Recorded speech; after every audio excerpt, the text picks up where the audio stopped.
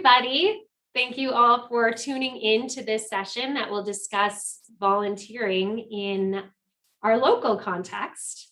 I've just been talking to our panelists here saying we don't want to overgeneralize and say this is a big glimpse into volunteering in the US in general, because that would be a speaking for other areas and such. We can't do that. But this is at least a glimpse into volunteering, and often known also as community service.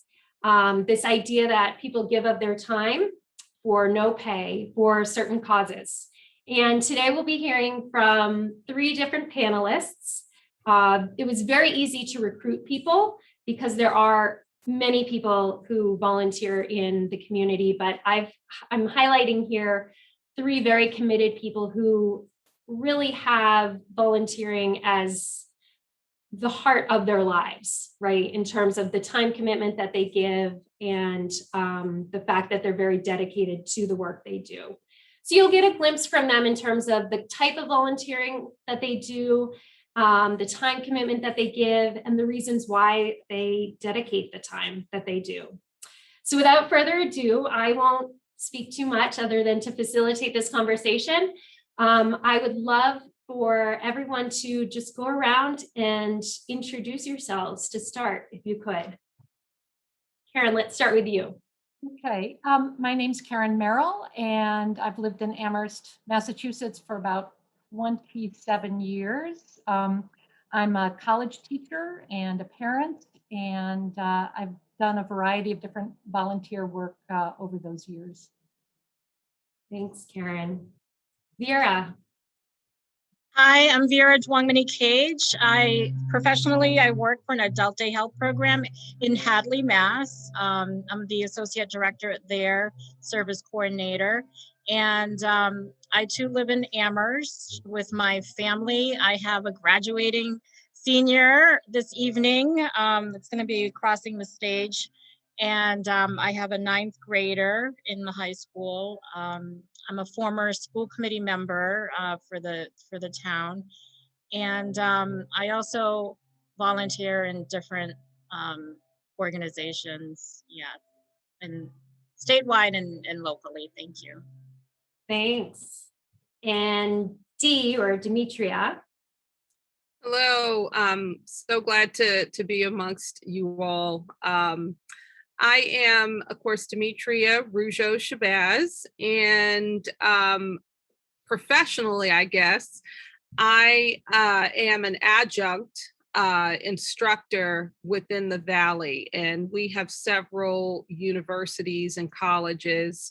I came here 14 years ago to Amherst to teach at the University of Massachusetts in the Department of Communication, teaching film and cultural studies with an emphasis on race, class, and gender. My husband and partner was hired at that time as the chair of Afro-American Studies at UMass. Since then, I've become more of an adjunct, teaching in different capacities in the area. But I also have a company called 7 Generations Movement Collective that is a consulting company really committed to grassroots type of work in the community. Great, thank you all. So you see that we have 3 people here who have families, full-time jobs, other endeavors, and on top of all that, there's the volunteer element as well. So could you each describe a little bit of the type of volunteer work that you do, and what that looks like in terms of, a time commitment, what types of work you do, a brief description maybe of the organization. And I know for some of you, it's not just one, there could be multiple hats that you wear and volunteer for various places. So, let's keep the same order and take up that question together. Okay, well, thanks, Katie. So I've done sort of various different kinds of volunteer work over the years. When my kids were little, did a lot with their schools, different kinds of causes. But most recently, I've been very involved, and especially during the pandemic, with a group called Not Bread Alone, which is a community meal program in Amherst.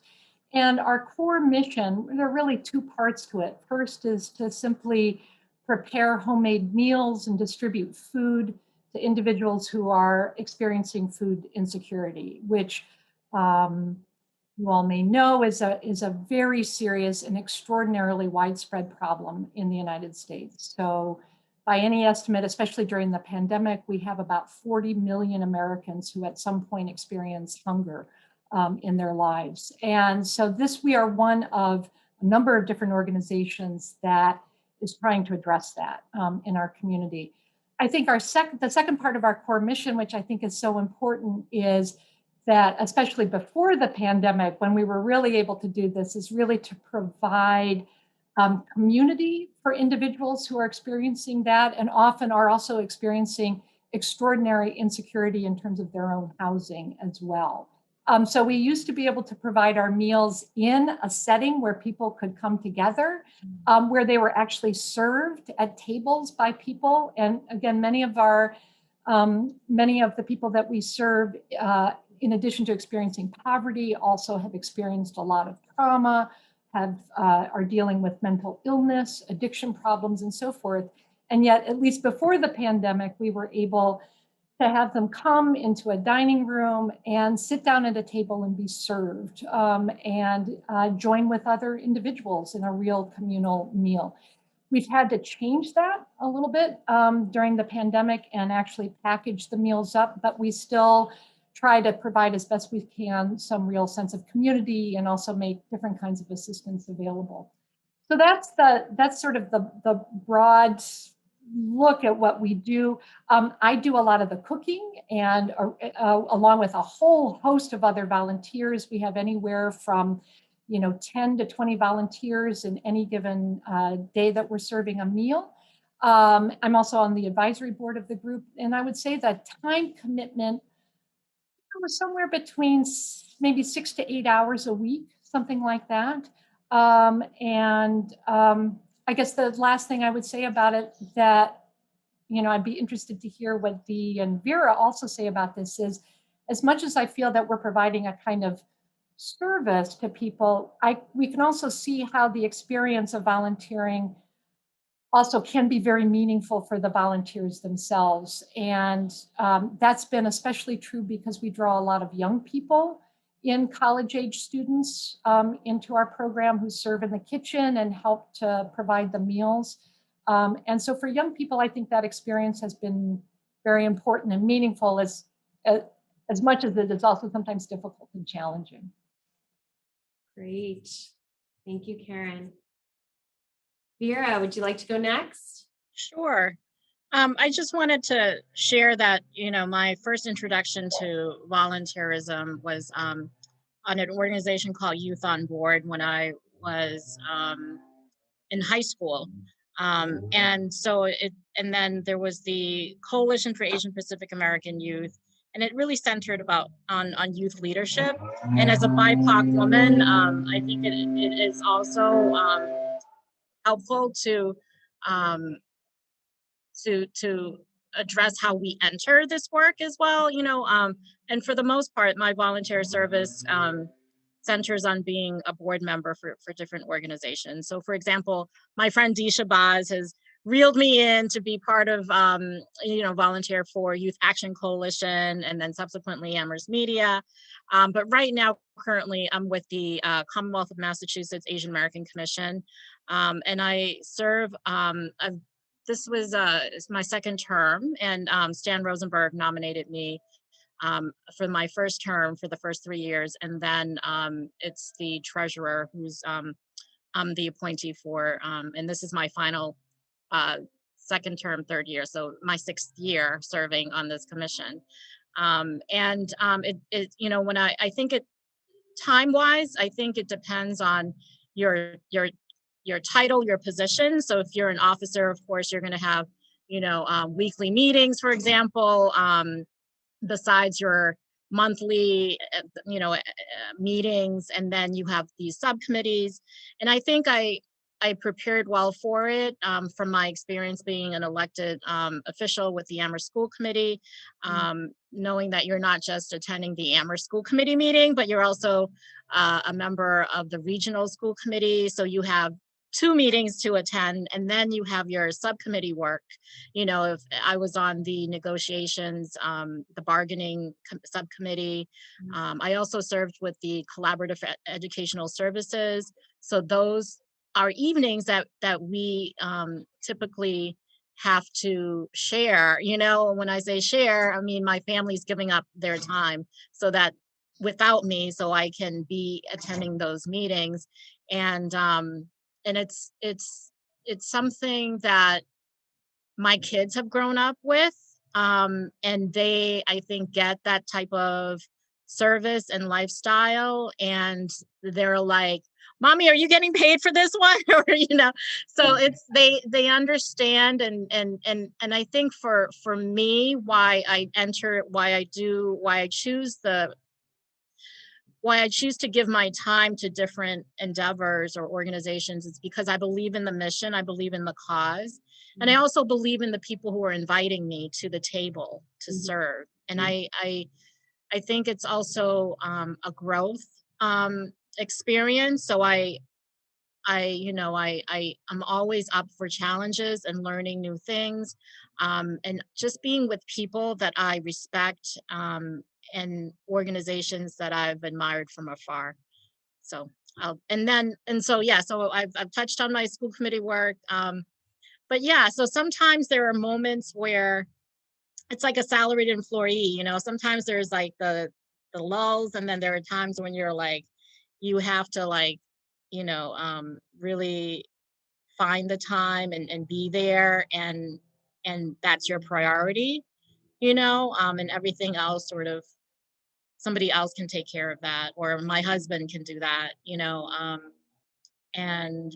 it's a lifestyle, and it's a sacrifice, and I think the whole household, at least for myself, we've adapted, to that reality. So, but I can't imagine a different way of living. Like my folks, my parents, they're retired, and they're not serving in any particular, with any particular organization that takes time away from them, right now. But I live in a community like Amherst. The the folks who are seniors that I admire and I love and respect and call my friends, they're volunteering their time, so it's a lifestyle that you either enjoy it, you like it, and you're driven to do it because of the need or the calling, or some vision that you want to, fulfill before your lifetime is over, so that's where how I enter the work. That's great. Thank you, Vera. And Dee. So I like to think of what I do as an extension of what it means to be human. And what I mean by that, the social justice work that my husband and I have committed to since before we met, and we had the luck of finding one another in this lifetime to do this work together. That is what I see as transformational in this community and around the world. And so, like Vera, my roots go back to when I was growing up in Galveston, Texas, and my parents instilled in me a model of collective work and responsibility. And these are things that when we think of, kind of a Pan-African point of view of Kwanzaa, these are some of the principles that are part of Kwanzaa collective work and responsibility and pulling together. My folks were from South Louisiana. And when there is a roof that needed to be built on one of the relatives or friends' homes, people pulled together and came together and did that work. And it was hard work, but there was joy in sharing that collective work and responsibility. So that's my foundation. And one of the things that I have found in moving here, that there are folks with those same principles and values that you can find in any community, but particularly here, I've been fortunate to interact with you, Katie Lazdowski, you, Vera Duanami Cage, and your families. And, you know, it just gives me a sense of pride to know that when we talk about volunteerism, sitting in this Zoom, so to speak, we represent that within this community. Amherst Media is a local access station. It's one of the oldest in the nation. My background in communication, mass communication, specifically in film, led me to not only Amherst Media here in the Valley, but before that, in Houston, Texas, the Access Station, and prior to that, one of the other oldest ones in the nation, Austin Access. And so some people look for churches when they go to, which is great, when they go to a new community. I look for access centers. And the reason why I look for access centers, in the 60s, one of the things that occurred was that people challenged and pushed for a voice within the airwaves. Everything's digital now, so it's different. And so one of the outcomes of that was not only public broadcasting, which is, you know, our national public broadcasting stations, but we also founded local access stations that take monies, parts of monies from cable, large corporations, and put pennies on the dollar aside to make sure that people in the community are trained in how to produce their own television shows, and then also have the equipment to do so. And so when we think of volunteerism, here is a space and a place in which I felt I can enable people to have voice.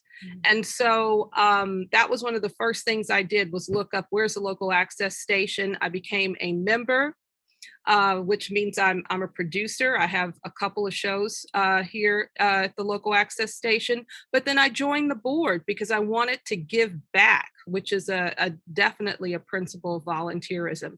I wanted to give back in service and in skill, because they had given me something, so to speak. And so I've been on that board, I don't know, for maybe 12 years now. I also served as the president of that board. And as Vera put it, I was able to recruit several of my friends, including Katie Lazdowski's wonderful husband, Hardy, who's on the board now.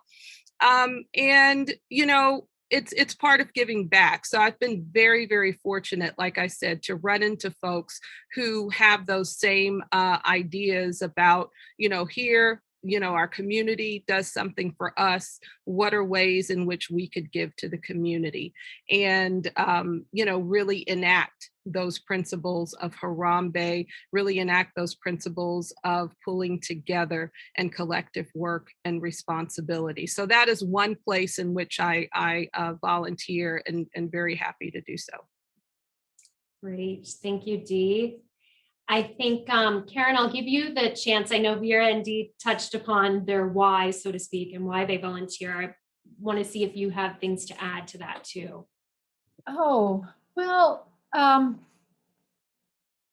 did not grow up in a family that, like yours, Dee, it sounds like, that had that kind of spirit of volunteerism. And it's something I've thought about a lot, you know, that I won't talk about. It's my own, you know, question about my own family and family roots. It's something I certainly saw in my community and participated in as a young person in high school. I grew up in a small Midwestern town, and one with very deep radical roots. So there was a lot of political work. It was a small college town. I ended up going to that college and also participating in that. But it's interesting. It would be interesting to talk about that a little bit more, the differences in one's family origins around this question. So just to say, my dad actually did some amount. My mom did not do a huge amount for all sorts of different reasons. And my dad, it was mainly with his church. And I think, when I think about my own arc, I think between going through my, sort of my educational trajectory, going to graduate school, starting a family, all of that, I will be honest and say that when my kids were little, I had a very hard time figuring out how to do a huge amount of volunteer work outside of in the schools and things like that.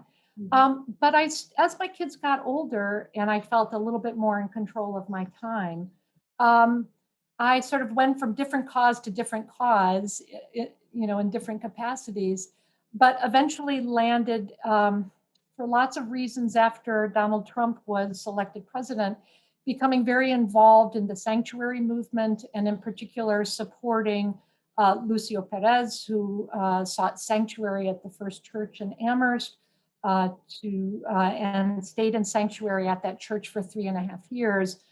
I volunteered for that, and that just started to open up lots of doors for me. And it was in that context of being what was called an accompaniment volunteer. So we made sure that 24 hours a day that Lucio, in going through that process of sanctuary, that he was never alone in the church. And so I every week would do a 4-hour shift at some point, and just be there. And in the course of doing that, that's when I got acquainted with Not Bread Alone, which operates in pretty much the same space as where Lucio was offered sanctuary. Got to see the work they did, often spent a lot of time with their clients, because at that point we were serving food to them in the church itself, and they would often wander down and strike up conversations with me, and I saw lots and just heard lots and lots of different stories. And that it was a door that opened, so that when the pandemic hit and the sanctuary program had to end for Lucio to keep everybody safe, I saw that Not Bread Alone was really figuring out how to still deliver meals, and just kind of almost seamlessly switched over. And why? I think by that point, especially after the 3.5 years of being part of the sanctuary movement, and meeting so many Not Bread Alone clients and really hearing their stories, I just felt incredibly important to dedicate my time. I felt in a relatively safe and secure place during the pandemic, and that from that place, I could certainly offer my time and work. And then in the process of doing that, have been very changed myself, in terms of my priorities and wanting to give more and more time to the organization. So I guess this may be a long-winded answer to your story, Katie, but again, I'm very struck listening to Vera and Dee too, of the different pathways that people come into volunteer work, and how it starts to become important at different stages in people's lives, I think. Exactly. Thank you. Thank you all for sharing both what you do and how you've come to that work. I think the themes that resonate with me are just the values and your ability to act on a lot of the values you hold to be true. But also this idea of modeling, whether it's for the children, our children in our families, or for me, I look at our, a lot of you, for example, in the senior population who have been doing this work for so long, not that I'm I'm approaching an older age too at this point, but it's looking to all of you and people who do this work is just an inspiration in a way, but also we see it as the way it's been modeled. It's a responsibility as well, right? To take care of our community and to serve and act on those values and the concept, of social justice, the way we want to shape our community, right? So there's, I think, an element of giving, but there's also an element of taking in terms of having that ability to shape the community that you want to live in as well.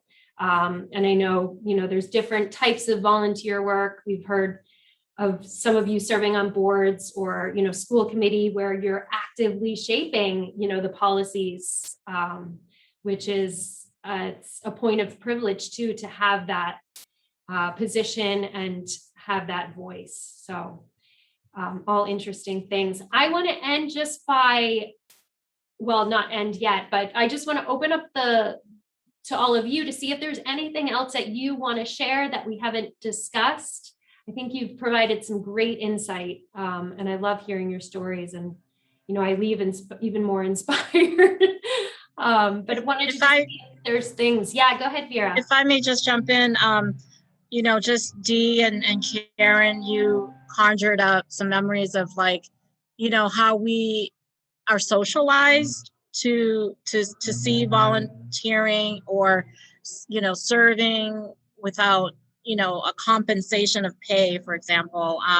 And my first instance, I think, was my mom, and just this idea, Dee, I think, especially, just introducing me to these, radical spaces, if you think about it, of thinking about resources and shifting them and reallocating them and sharing. Our volunteer work is also about fundraising and reallocating resources and sharing of our privileges, right, with others. And whether it's, focused on systems change or making sure people have what they need, and addressing or giving people voice, or a microphone or a camera, through Amherst Media. We're changing our policies, but I think about my mom, and I also think about how we've been given, how we've been served by other people, how other people have sacrificed their life, right?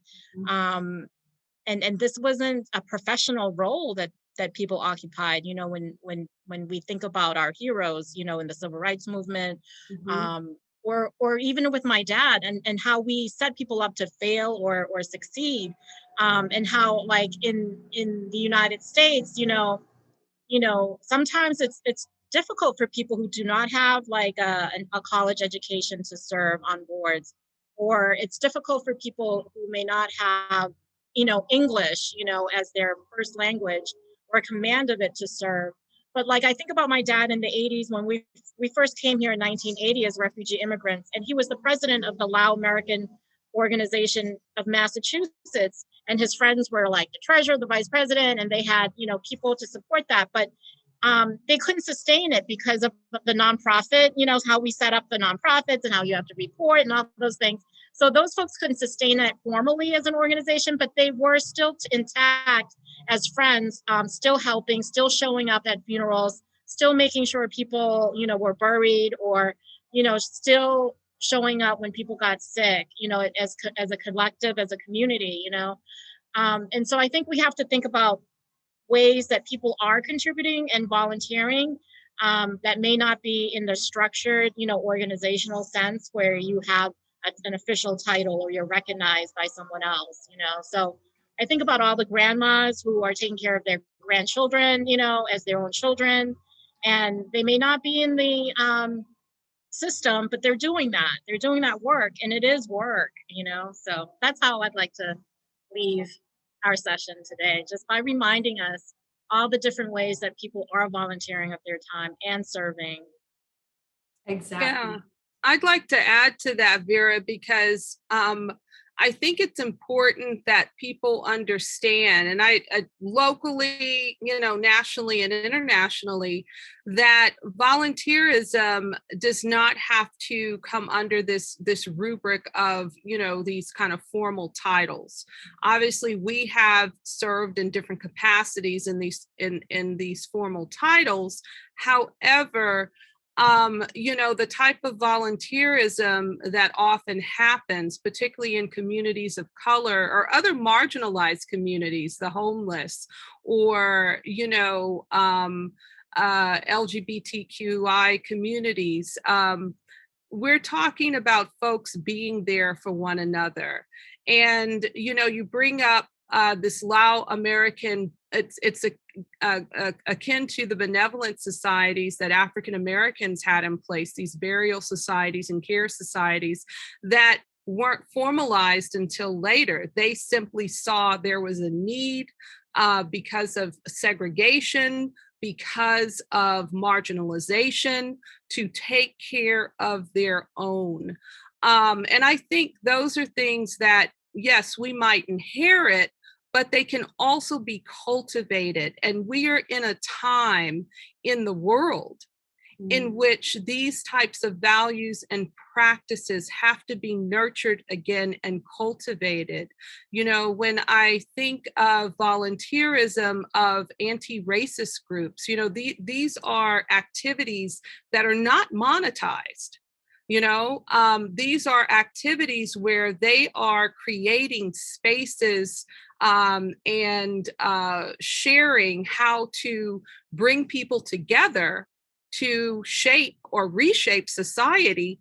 This isn't monetized, and these are not formalized oftentimes.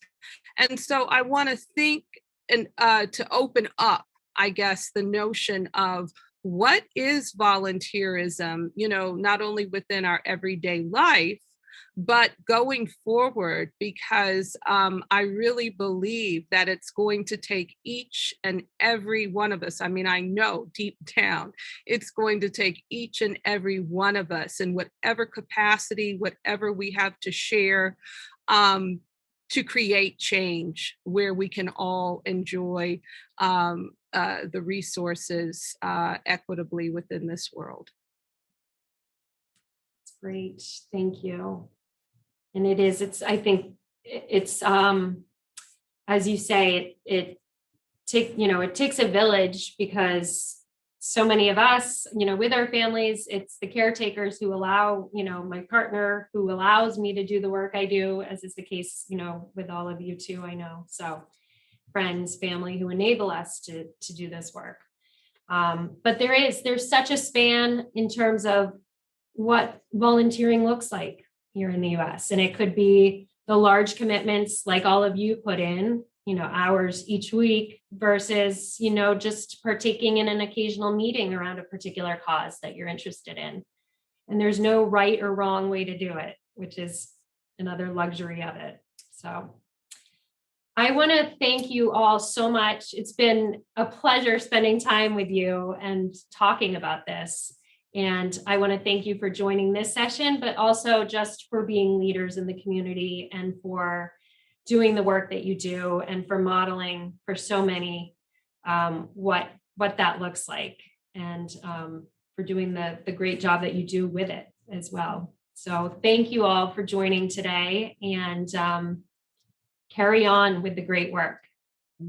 Thank you, Katie. Thank you so Katie, much for bringing us together. Thank you. Oh, it's my pleasure. Bye-bye.